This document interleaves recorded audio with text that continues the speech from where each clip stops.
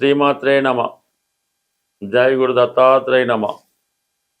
ఈ వీడియోలో మనం మిథున రాశి వారికి మే నెల మాస ఫలితాలు తెలుసుకుందాం. మిథున రాశి వారికి ఈ వారంలో ప్రధాన గ్రహాలన్నీ కూడా సంపూర్ణంగా సహకరించడం వల్ల ఈ నెలలో ఈ రాశి వారు ఏదో ఒక విజయాన్నో అద్భుతాన్నో సాధించడం జరుగుతూ ఉంటుంది. ప్రధానంగా కేవలం ఈ ఒక్క నెల మాత్రమే, మే నెల 31 వరకు కూడా ఈ గురువు మిథున రాశిలో సంచరించడం జరుగుతూ ఉంటుంది. ఇప్పుడు లాభస్థానంలో ఈ నెల ప్రారంభంలో రవిగ్రహ సంచారం జరుగుతుంది. రవి తృతీయాధిపతిగా లాభస్థానంలో ఉండడం వల్ల ప్రభుత్వ సహకారం లభిస్తుంది. ప్రభుత్వ పథకాలు మీకు అనుకూలంగా రావడం జరుగుతుంది. మీరు ఏ రుణ ప్రయత్నం చేసినా, ఏ కాలేజీలో సీటు కోసం ప్రయత్నం చేసినా, ఏ రాజకీయ పార్టీలో టికెట్ కోసం ప్రయత్నించినా కంప్లీట్గా మీకు అది లభించే అవకాశం ఉంటుంది. మంచి హోదా కలిగినటువంటి మిత్రులు ఏర్పడడం జరుగుతూ ఉంటుంది. అధికారులు మీకు అన్ని విధాలా సహకరిస్తారు. అంటే మీరు ఏ వృత్తిలో ఉన్నా, ప్రైవేట్ సంస్థలో ఉన్నా, గవర్నమెంట్ సర్వీస్లో ఉన్నా, అధికారులు మీ నైపుణ్యానికి నచ్చి మీకు సహకారంగా ఉండడం జరుగుతుంది. ఒక ప్రమోషన్ లాంటి అభివృద్ధి కూడా ఈ మే నెల 11వ తారీఖు తర్వాత ఈ మిథున రాశి వారికి రాబోతుంది. ఇక బుధుడు, రాశ్యాధిపతి బుధుడు మరి రవితో కలిసి లాభస్థాన సంచారం వల్ల కొన్ని కొత్త విషయాలు తెలుసుకునే ప్రయత్నం జరుగుతుంటుంది. మీలో ఉన్నటువంటి ప్రావీణ్యాన్ని, నైపుణ్యాన్ని ఇంకా పెంచుకునే ప్రయత్నం చేస్తారు.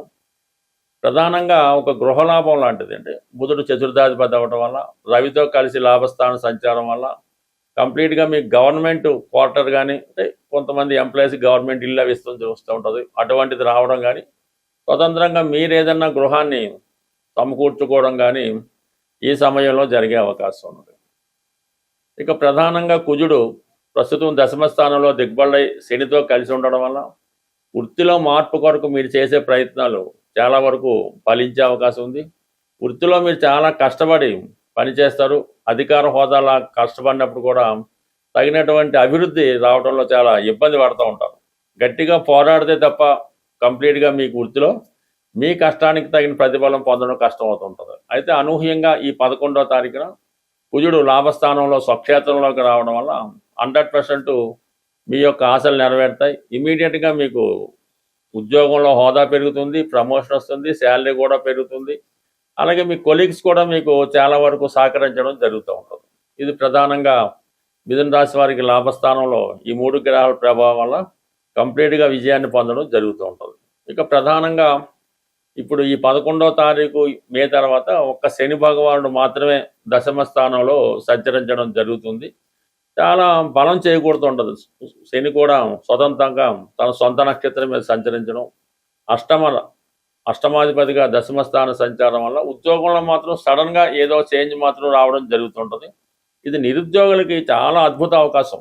మీరు దేశ విదేశాల్లో ఎక్కడున్నా, బెంగళూరులో ఉన్నా, యుఎస్లో ఉన్నా, చెన్నైలో ఉన్నా సరే కంప్లీట్గా మీకు ఈ నెల 11వ తారీఖున, అంటే నవంబర్ 11 తర్వాత, మే 11 తర్వాత కంప్లీట్గా మీకు కొత్త ఉద్యోగ అవకాశాలు రావడం జరుగుతూ ఉంటుంది. అది మీరు ఎంత గట్టిగా ప్రయత్నం చేస్తే అంత తొందరగా మీరు ఈ ప్రయత్నాలు ఈ మే నెలలో ఉద్యోగ ప్రయత్నాలు ఫలించే అవకాశం ఉన్నది. ఇక ప్రధానంగా గురువు ఈ నెల ఉండడం వల్ల ఈ నెలలో 7వ స్థానంలో తన దృష్టి పెడతా ఉంటాడు. అయితే శుక్రుడు ప్రస్తుతం 12వ స్థానంలో ఉండడం వల్ల కొన్ని కొత్త పరిచయాలు మీకు ఏర్పడడం జరుగుతాయి. ఈ కొత్తగా ఏర్పడిన పరిచయం అది వివాహం దాకా కూడా వెళ్ళే అవకాశం ఉంది. ఎందుకంటే మనకి ఈ శుక్రుడు ఈ ఏప్రిల్ మే 14 తర్వాత మిథున రాశిలోకి ప్రవేశించడం జరుగుతుంటుంది. అప్పుడు అక్కడ ఉన్నటువంటి గురువుతో కలియడం జరుగుతుంది. ఇక్కడ పంచమ సప్తమాధిపతుల కలయిక, పంచమాధిపతి శుక్రుడు, సప్తమాధిపతి గురువు మిథున రాశిలో సంచరించడం వల్ల కంప్లీట్గా మీకు వివాహ ప్రయత్నాలు ఫలిస్తాయి. ప్రేమ వ్యవహారాలు సక్సెస్ అవుతాయి. ప్రేమికులు భార్యాభర్తలు అవ్వడం జరుగుతూ ఉంటుంది.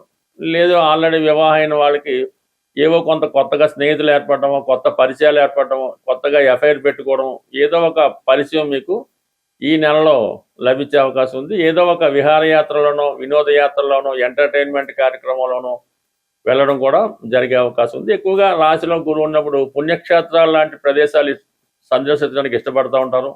పుణ్య కార్యక్రమాల్లో పాల్గొనడానికి కూడా ఇష్టపడుతూ ఉంటారు. సర్వసాధారణంగా రాశిలో శుభగ్రహం ఉన్నప్పుడు శుభకార్యాలు జరగడం కానీ మంచి మిత్రులు లభిస్తూ ఉంటారు. మీరు కూడా మంచి కార్యక్రమాల్లో పాల్గొనడం జరుగుతూ ఉంటుంది. అంటే ఓవరాల్గా మిథున రాశి వారికి ప్రధాన గ్రహాలన్నీ సహకరించడం జరుగుతుంది. బట్ ఏదైనా మీరు మంచి దారిలో వెళ్ళినప్పుడు, మంచి ప్రయత్నం చేసినప్పుడు 100% 100% ఈ నెలలో మీకు ఏదో ఒక అభివృద్ధి ఖచ్చితంగా జరుగుతుంది. మనం ప్రతి నెల ఏదో పరిహారం తెలుసుకునే ప్రయత్నంలో ఎవరైతే తీవ్రమైనటువంటి ఆర్థిక ఇబ్బందుల్లో ఉన్నవాళ్ళు ఈ రెమెడీ అన్నది ప్రతి మంగళవారం చేయవలసి ఉంటుంది. అది స్వచ్ఛమైనటువంటి గోధుమ రవ్వ, కొన్ని ప్రాంతాల్లో బొంబాయి రవ్వ అంటారు, గోధుమ నూక అంటారు. మొత్తం మీద ఈ గోధుమ రవ్వ సుమారుగా ఒక 1/4 కేజీ తీసుకోవడం, దానికి సమానంగా పంచదార తీసుకొని ఒక 100 గ్రాములో నెయ్యి కలిపి, అంటే ఈ 3 నెయ్యి, గోధుమ రవ్వ, పంచదార కలిపి పొడి పొడిగా తయారు చేసి అవి మీరు చీమలకి ఆహారంగా పెట్టవలసి ఉంటుంది. అంటే ఎక్కడ తోటల్లో ఉన్న, అడవిలో ఉన్న, అలాగా పార్కులో గట్ట ఉన్నప్పుడు అవి ఈ మంగళవారం రోజు ఈ చీమలకి ఇది నైవేద్యంగానో ప్రసాదంగానో ఈ మొత్తం ఈ గోధుమతో చేసినటువంటి మిక్చరు పెట్టడం జరుగుతుంది. అదే రోజు మీరు సాయంకాలం పూట, అంటే పొద్దున్న చీమలకి వేయచ్చు, సాయంకాలం వేస్ట్ వేయచ్చు, కానీ ఈవినింగ్ పూట మాత్రం మీరు ఆంజనేయ స్వామి ఆలయాన్ని దర్శించవలసి ఉంటుంది. దర్శించి స్వామివారికి 6 సంఖ్య కలిగినగా 6 లడ్లు ఇవ్వచ్చు, 6 గులాబీ పువ్వులు ఇవ్వచ్చు, లేదంటే డ్రై ఫ్రూట్స్ లాంటివి ఏమైనా ఈ ఎండు ఖర్జూరం లాంటిది ఇవ్వచ్చు.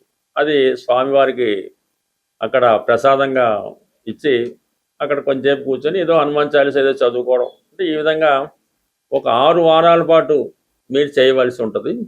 అయితే ప్రతి వారం కూడా మీ ఇంప్రూవ్మెంట్ అన్నది కనబడుతుంటుంది. అంటే మనం ఏ రెమెడీ అయినా సరే మొక్కుబడిగా చేస్తే మాత్రం జరగదు. రెమెడీ కూడా ఎవరికి వాళ్ళే చేసుకోవాలి తప్ప మీ తరపున ఏదో డబ్బులు ఇచ్చి చేపించేయడం వల్ల కూడా ఏ విధమైన ఉపయోగం అయితే ఉండదు.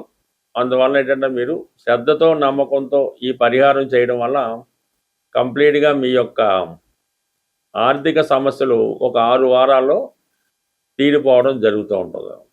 ఇదే విధంగా తీవ్రమైన అనారోగ్య సమస్యలతో ఇబ్బంది పడుతూ ఉంటారు. ఎక్కువగా బ్యాక్ పెయిన్, నడుము నొప్పి, భుజాల నొప్పులు, ఇటువంటి మోకాళ్ళ నొప్పులు ఉన్నవాళ్ళు ఆదివారం రోజు, ఎస్పెషల్లీ ఆదివారం రోజు మరి పాయసం నైవేద్యంగా, అంటే పాయసం తయారు చేయవలసి ఉంటుంది. గోధుమ పాయసం కానీ బియ్యం పాయసం అయినా పర్లేదు.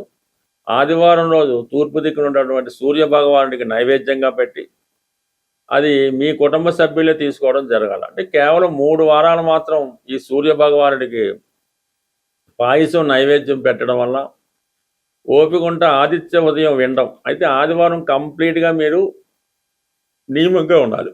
ఎన్వి అది మానేయడం, అలవాట్లు ఏమన్నా ఉంటే పక్కన పెట్టడం.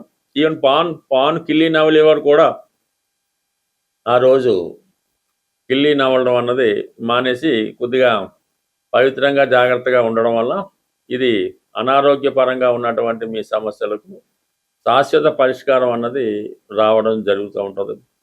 అలాగే ఇప్పుడు ఈ ఇంకా మీకు బెటర్గా కావాలంటే ఇప్పుడు ఈ ఆదివారం రోజు కానీ, ఈ ఇందాక చెప్పిన మంగళవారం రోజు కానీ గోవుకి గోశాల దర్శించి, అంటే గోశాలలో మీరు కొంత సేవ చేయవలసి ఉంటుందన్నమాట.